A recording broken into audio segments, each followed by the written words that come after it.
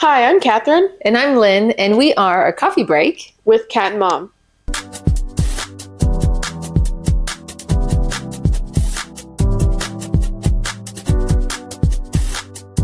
Welcome back to our podcast. Today's episode 50 something. I have no idea. And today we are going to be doing part 2 of our series. If you want to introduce it, because she came up with the idea.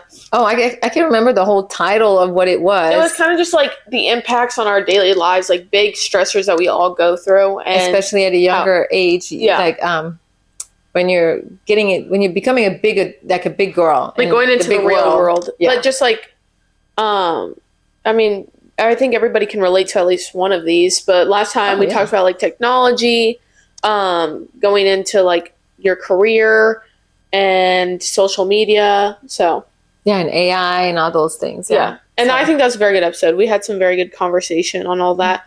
But today we have 2 different topics, which is economics and financial independence, and identity, relationship, and social issues. Yeah.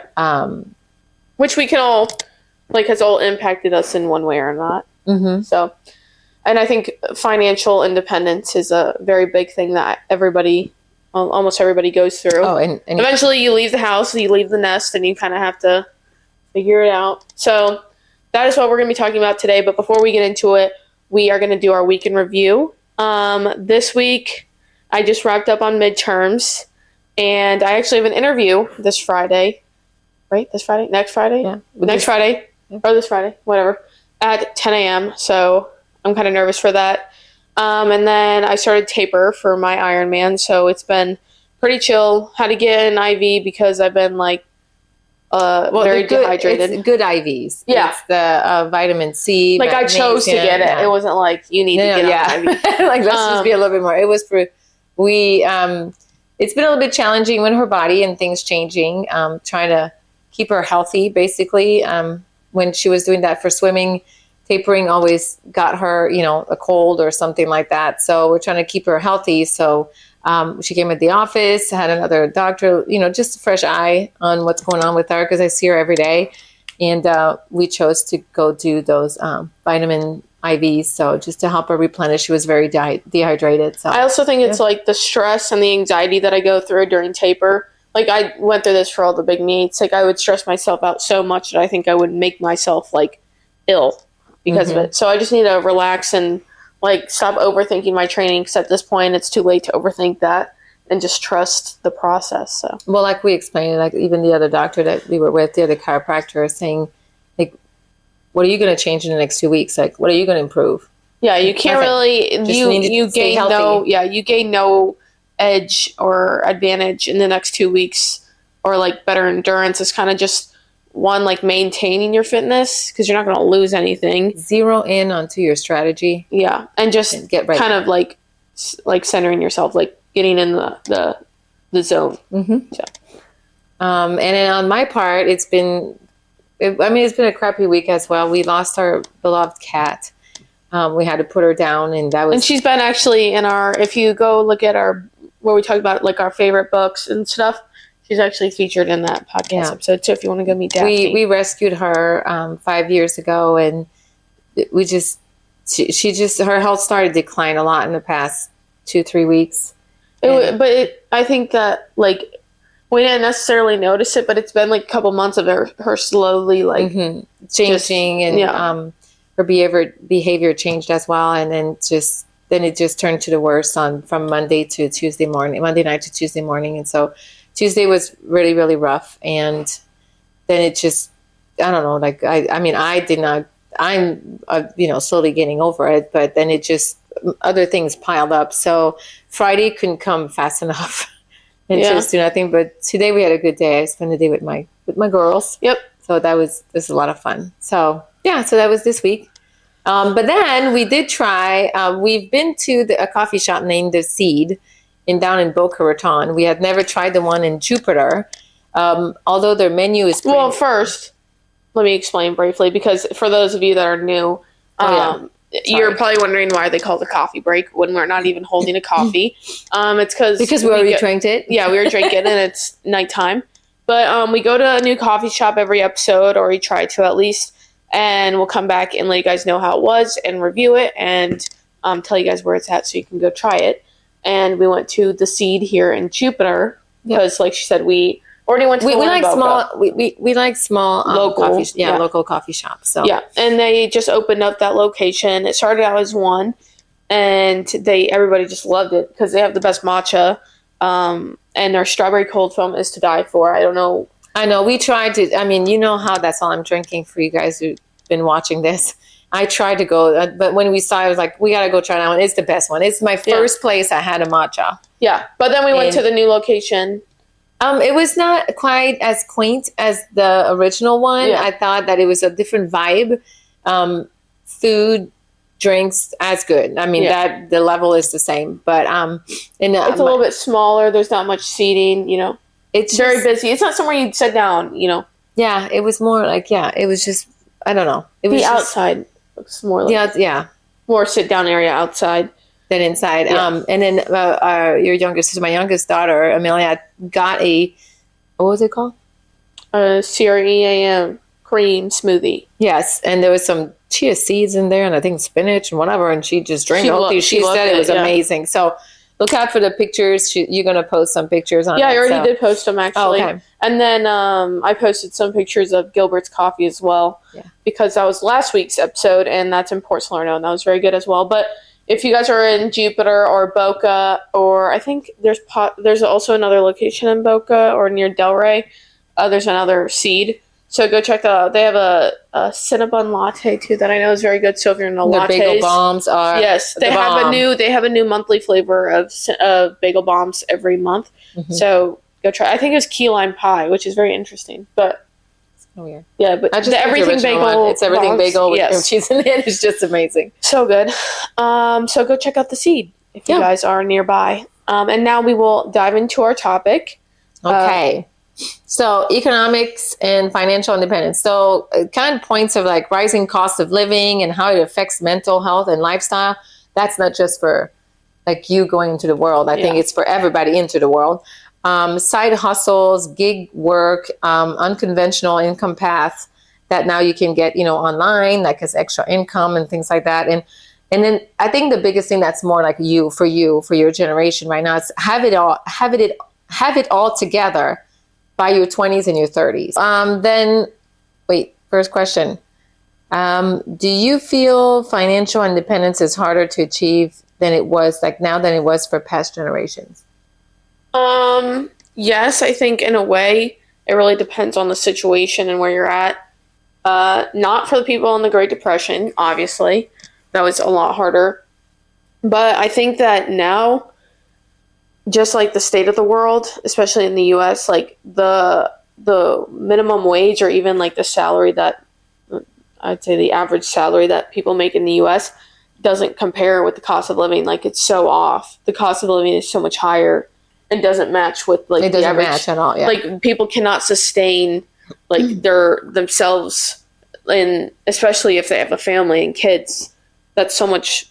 That's just like not sustainable. Like they can't. Food and things like that. Like like a lot of people have to work 2-3 jobs because I think today it's just so much harder. Yes, it is. However, I think it was harder for each generation at each point, like where you were at. But I think there's also like maybe back then that you were graduating, maybe college was not as, college was big when I was, let's say my generation, but let's say before. You're coming out of high school and then you had to go work and start your life. And so that was hard, where now like you're college, but now I think kids sometimes like, graduating, unless you have like a specific, diploma when you come out, like you're a doctor or you're an electrician or whatever it is, you get to go to your job. If it's more of a broad like you, sometimes kids come back home because they just don't know, like they don't start and they don't have money. Because, oh my gosh, college is so expensive too. So they come out with a huge amount of debt and then, okay, go and pay your bills. Yeah, a lot of people can't get jobs in that field that they majored in. So they have to like you said, work a job that has nothing to do with what they majored in school. Or like with me for finance, you have to get these certificates or like pay for these exams after doing all the schooling, you have to pay for these exams so that you are now certified to work in the finance field. But these people that graduate college and just decide not to go to school can pay for these exams and study for them and be at a higher point than you are because they didn't go to college, so they had all these years to kind of get that experience. So it's just really frustrating. Yes. And for parents too. I mean, let's just be honest. Like you think your kid's going to go to college and get this amazing education, which is sometimes it is, sometimes it isn't. But for them to come back home and say, I don't know what I want to do. Yeah. So what are your biggest worries when it comes to money or future stability? Bills, for sure. Like now that I'm like going to get my own place at some point here, and then like a big girl job, it's like making sure that I have the salary to pay for the rent for this and make sure that I have money for groceries and the bills and all that stuff. So that's definitely my biggest worry is, and like getting a couch for the apartment. Like you think about the rent for the apartment, but then you don't think about the stuff that you actually have to buy in the apartment to live. So that sucks. And then like gas and all that. So basic needs. Being like in the real world. Yeah. Have you ever felt like, I really don't know how to say this. I don't want to say pressure or panicked or whatever, but have you ever felt like you're not where people think you're supposed to be at, right now? Yeah. You see a lot of people my age on like social media that are making millions of dollars because of their social media. There's so much dropped on my face. Or they started their business in their 20s and I'm graduating in 2 months and I have no idea what I'm going to do. Or there's people that did better at making connections while they were in school or just better at interacting and already had those connections because they're family. So like right out of college getting this amazing job, or there's a kid at FAU who had an internship with this like multi-millionaire and got to like spend the day with him and stuff. And it's like, how did you meet this guy? I like don't know anybody. So for sure. Well, that's we have to be realistic that 98% of the people that are going to graduate the same day as you are in the same position as you.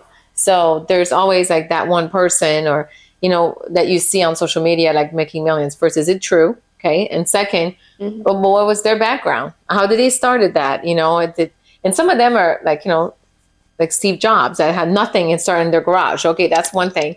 But some of them come from a wealthy family and they already had like all the things to do it all and having like, all the facility of doing like, just like us, the podcast, you know what? She edits everything. We don't have somebody that does it for us. We bought all of our equipment. We don't have like you see us filming in different places and stuff because, we don't have a studio.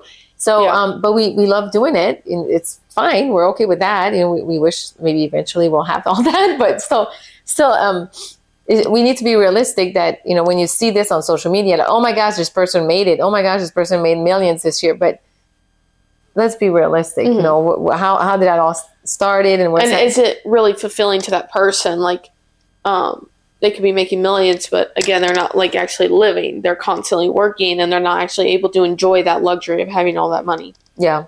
And also I think that, like seeing, what's the word that I said, being where you're supposed to be or where you should be at your age. I think that's the same thing for every age bracket. Like I didn't see myself being where I'm at right now at my age, the way I work. I work more hours now this because the clinic where I work, that's what they do for hours. But, if you ask me at 21 years old where I would be when I would be 50, certainly not working what I'm working right now. Like I would have never thought that. Like you can't plan. I mean, you can plan certain things for your future, but you don't know what curveball life's going to throw at you, and you have to just catch it and make the best out of it. And some days are harder, some days are easier. I have my girls with me, which is what's important in my life. But I think it's for every point in your life. I mean, you can ask a 65-year-old person today that thought that he thought he would be retired by now, and he can't. Yeah, because he has to work to make a living in order to pay his bills. And so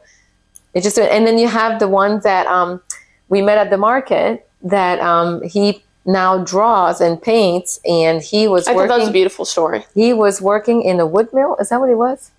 I don't know, but It was like a sort of factory something, and his dream was to paint. That's what he wanted to do, and he was always told that you can't live you can't sustain a life as a artist, and you shouldn't be doing this. That was, by his family, by his friends and stuff. So, and then one day he just got sick of it. I mean, he's older now, and he says he's so happy now because he quit that job and he started painting. Yeah, it was really inspiring to see like somebody that just said screw it and followed their dream, and like seeing that he's so much older, like you can take that action now as a younger person instead of waiting all these years and then deciding to do that.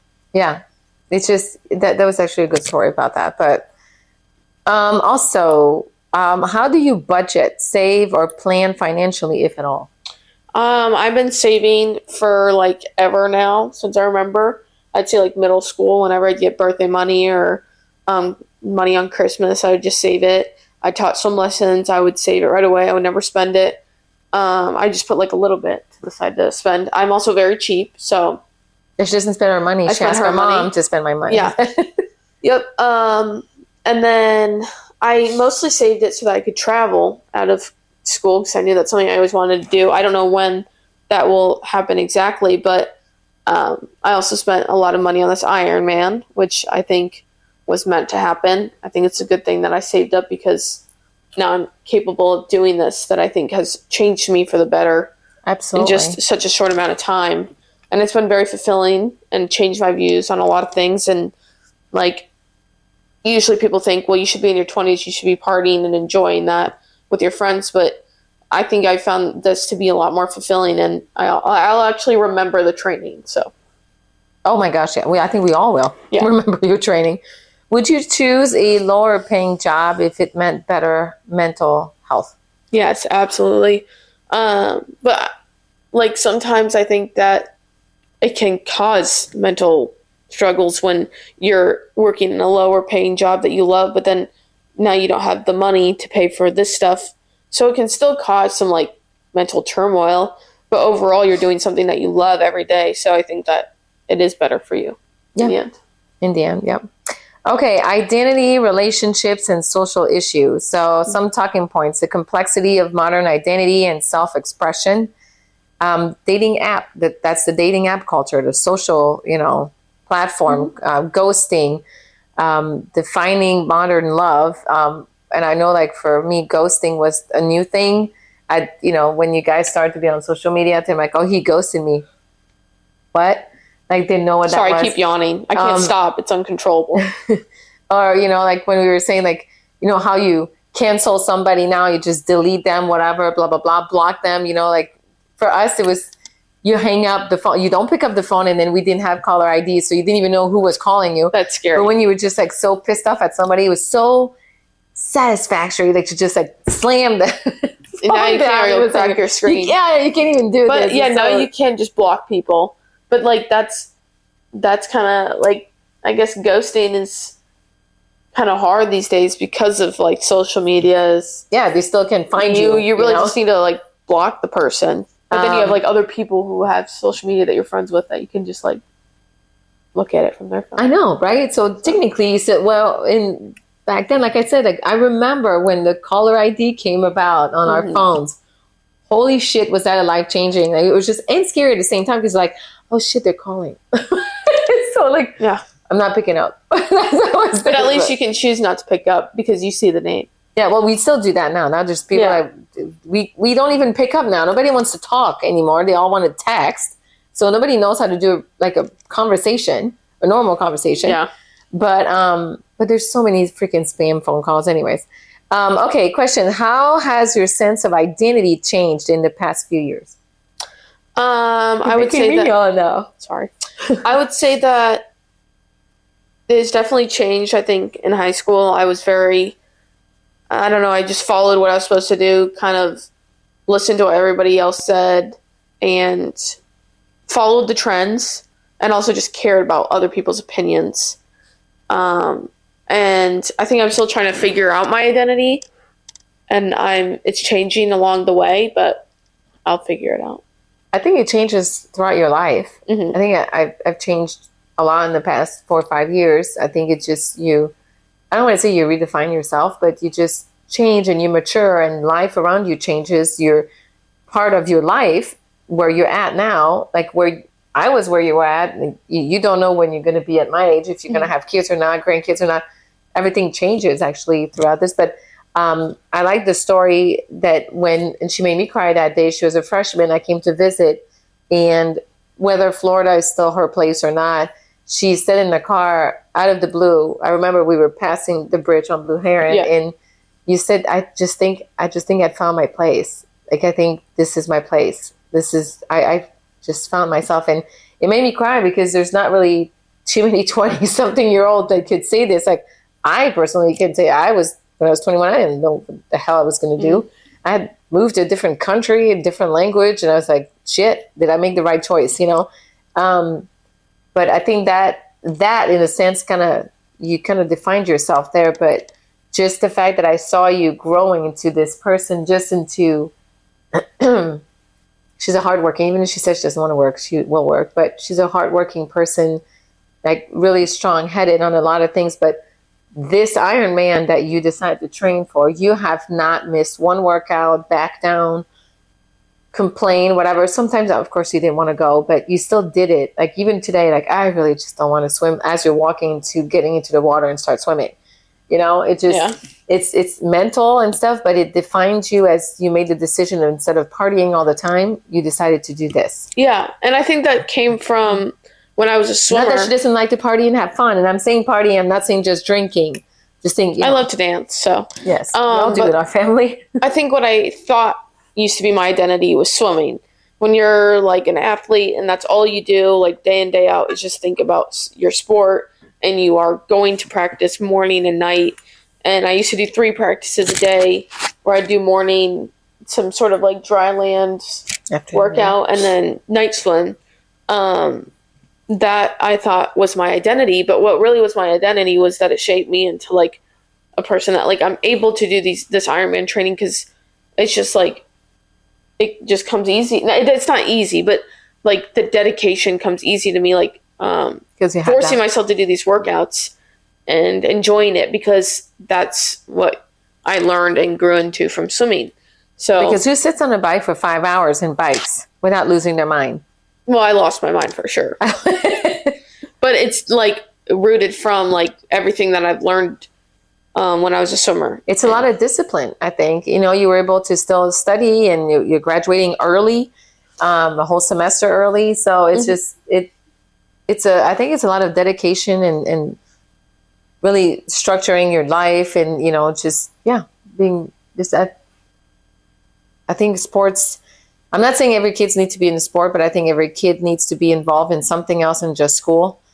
Something that they find fulfilling. It's a hobby, something that can like take their mind off of school and stress and stuff. But also you can plan, and then it shapes your whole life. I think it's like I said, you were able to even now graduate early. You graduated early high school. Your big sister did the same thing. It's just, you were able to, do everything that needed to be done. You were able to schedule things ahead and this and that.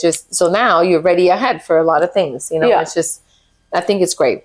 Like I said, I wish I could put that on my resume, like Ironman training. Or I graduated early. Yeah. Do you think it's harder or easier to form meaningful relationships today? Or let's say, yes, in a way. Like okay, today meaning in like your age today, and also today because of all the social media we have. I think it's harder in the sense that, like, when I was in middle school, high school, college, you're constantly surrounded by people in your age that are usually, like, especially in college, like, you're moving from different places to this one spot. Everybody's looking for friends. Everybody's looking to meet people. And that's kind of like, not the point of it, obviously, you're going there for school, but, like, you want to meet a friend group, and everybody's open to that. So it's a lot easier to connect with people. There's Instagram, all that, versus, like, now that I'm going to be moving somewhere, starting, like, a big girl job, it's harder to meet people. Like how do you go to a new state and get a friend group and meet people from that state and that town? So that's why I think it's harder for me now. But what was the other part of the question? Oh, technology. Yeah. But social media definitely helps because I know there's like communities on Facebook, but are other people in my age group on Facebook? I don't know. Well, I think it's both sides for social media part, because there's a lot of fake people on social media. Oh yeah. So it's always scary. Whatever they say on one end, is this really going to get what you're going to get when you see them? When I did not have social media, so my generation, you actually had to get out. You had to get out to meet people. Like you had them on the phone. There was no interview on the phone. There was no FaceTime, whatever you like, or anything. You had to go in face to face with that person. I think a lot of people right now, in not just your generation, but even below me or whatever, even younger, they don't even talk on the phone. Like I think there's a disconnect somewhere that I think it's harder to make meaningful relationship. Yeah, or just communicate and like where to hang out, where to meet up, what you want to do. Like, oh my gosh, I'm gonna have to sit down and talk to you. You know, like stuff like that is and just not have it be awkward and not on your phone and things like that. And also like in my office, we are a lot of women on the medical side where I'm at, and you know, when you're gonna go, you just said you're gonna move somewhere, and you just have moved here, or even went to school to a different state. Different language, you're going to go somewhere else. Or maybe it's going to be next door. Who the hell knows where you're going to end up? But you're still going to have to get into an office where there's already relationships already, you know, made. And then you go in there and you're just like, am I going to fit in? Am I going to be able to, you know, be friends with these people? They seem tight. And I just been through this, and I'm the oldest one. Like one of the girl could be my daughter because she's pretty much your age, you know? Yeah. And actually, she's friends with her. But we're colleagues, you know, and we worked together, and she already was friends with another one. And then my new assistant came in. Is she going to fit in with everybody? And then another medical assistant is over there. Is she going to fit with us? And we have patients that tell us like, it's unbelievable how all of you get along. I mean, it was not like that. Like I've been there since March. There's been a couple of like in and outs, you know, like employees, and it didn't mesh well, but I don't know if that's why they got fired. But I mean, this meshed well. But we are all different position. We're not after each other's position because none of us is at the same, you know, doing the same job. But we're still all women. You know, women are mean, girls are mean, and we manage to all get along. Yeah, so it's a really nice environment there. So hopefully, I mean, usually people meet other people from their work, but like where I'm interviewing at, which I have an interview Friday, 10 a.m. I think I already said that. But it's like all older, like the older generation. So it's like, well, then you're going to be. But maybe they have kids that are my age. Maybe you're going to be like everybody's granddaughter, and then just like they'll take care of you. Well, they're not that old. Maybe daughter, but maybe they have okay. kids like my age that I can meet and be friends with. So who knows? Who knows? Okay, so what's your take on modern? And we were just talking about that, like dating culture, empowering or exhausting? Definitely like modern day dating, you said. Definitely exhausting to see it pan out because I've been in a relationship for 5 years and I obviously believe in dating to marry. Obviously if something doesn't work out with a guy, like that doesn't work out. I think that I've seen a lot of girls who started out with this dream of finding like this like love, like a romance movie. And then guys kind of crush that dream and cheat on them or break their trust in a way or break their heart. And they kind of lose that dream. And it's turned into a big hookup culture. And that's all people really want. They don't want to settle down. They're scared of commitment. They're scared of a guy cheating on them again. So it's losing my voice right now. Yeah. So it's really just one big hookup culture. And it's sad. I think, like I just said, you know, in the previous question, how we meet, you know, like you said, it's easier, like, you know, because we have social media, we meet people. Well, that's the thing, online dating, people have fake accounts or fake, you know, like it's not even really them. Then you go and meet them in person. It's freaking scary. It's a catfish. To be honest. Yes. It's not what they look like at all. You know, you need to have your friends to know exactly where you're at. You need to know your location, what's going on. I think it's so scary and it's exhausting because you kind of have to restart all over. You're just like, We had one episode about bad dating experiences, Oh, yeah. and one of my friends is on those apps, and the people that she met, the stories she's had for us was like that was like a season one. Crazy. I mean, That's why it's so hard crying, for these laughing, people yes. to date to marry, because these people are crazy. Oh my gosh, nowadays. it's just unbelievable. And she said, "What? But she said she's normal, you know? It's like I'm a normal person on this site. I mean, is there any other person that's normal like me that just like I just want to meet someone and like have a meaningful relationship? It's like that doesn't mean she just got out of divorce. Just that doesn't mean I want to get married tomorrow. But could you be normal with a job and Just have a conversation. like, yeah, and be able to talk? Or I mean, the stuff that she's been through and still to today, because she's still on it. And sometimes it's sad, sometimes it's hilarious, sometimes it's scary. You know, it's like I said, it's exhausting. It's just kind of sad that. Well, and some of these single girls see that they don't see the girlfriend. They don't care that the guy has a girlfriend, and Listen on my pillow. they'll still go after the guy. There's been girls that have tried to get with my boyfriend when we're literally in a relationship, and it's on his Instagram. It's like, it's not just the guys that are the problem. It's also can be the girls too. because they're ruthless, and you're not gonna get my man because you're stupid. So. Don't say that, but they are. Okay. Did school actually prepare you for like the real world, the real conversation, the like going out in the world? Yes, I think so. It's like my college campus is like a mini town, so not really a town, but like you meet all different kinds of people. FAU is very diverse, so you meet all different kinds of people from all over. Wow. I met people from exactly all different countries, and it's helped me understand a lot of different cultures and just interact with a lot of people. Helped me read people a lot better, and also with teachers. Just building a good relationship with those like higher than you, and I think it just helped me in general communicate with people. I think that in a sense, it really does help you for stuff like that, and it also does not help you depending on where you're going in the world afterwards. But to prepare you to go into like that new job or that new world, or coming out and say, okay, you have a diploma now, live. Oh yeah, that's where it gets tricky, because it's like, well, where do I go now? Like, you guys didn't teach me this, you know? Yeah. But what do I do after that? Like I said earlier, depending on what you graduated in, what you have as a diploma, like for me, I became a chiropractor. Well, then you're going to be a chiropractor. That's what it is.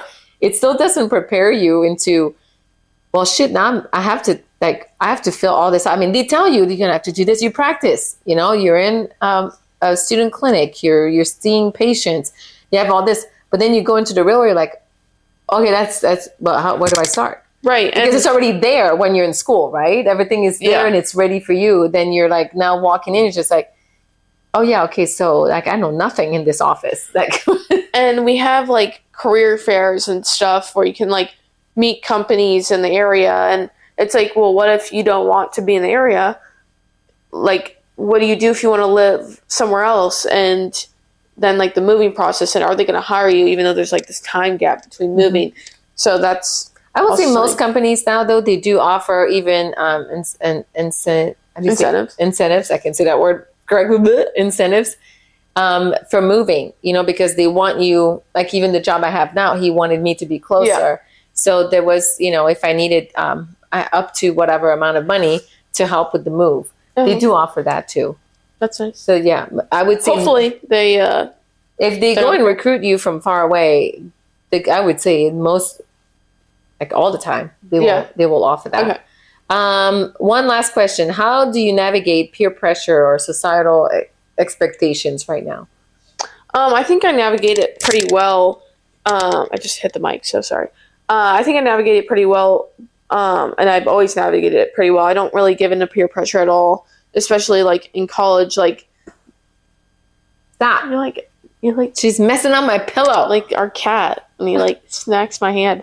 But I think that like especially freshman and sophomore year, if there's something I didn't want to do, I was very like I stuck with what I said. Like I really did not care what you had to say, and that still goes on. I think that's something I've been very good with, is not falling into that peer pressure. When it comes to like the bigger picture, like how I'm supposed to live my life, sometimes I get caught up in the overthinking of what my life should look like.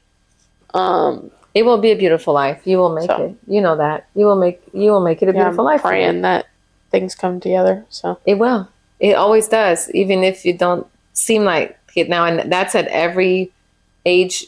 I would say even your grandma. Sometimes, some days she probably was like, how's that going to pan out? And then it does, So God is there watching us, and he has the big answer, and he will make it happen. So I think this is it for us. I think that was that was the second part of our series. So go check out part one. Part one. I think that we've had a lot of good conversation, and I think a lot of people we went more serious. Yeah, I think a lot of people can relate to those struggles and those big stressors that like have a large impact on all of our lives. And let us know what you guys think. Our DMs are open, so if you want to talk about anything, or you want us to talk about anything in our next upcoming episodes, just let us know, and we will for sure. And we always finish with a would you rather. And now being like close to Halloween, so I'm going to keep this with a Halloween theme. So actually, your younger sister came up with this. Oh. Would you rather be buried alive for 15 minutes or being stuck in the dark at night in an insane asylum for 15 minutes? Like you don't know where you're going. Like you can't see where you're going. Either or. Tough one, huh? She went dark on that one. So. That sounds miserable. Okay. I can't do buried alive.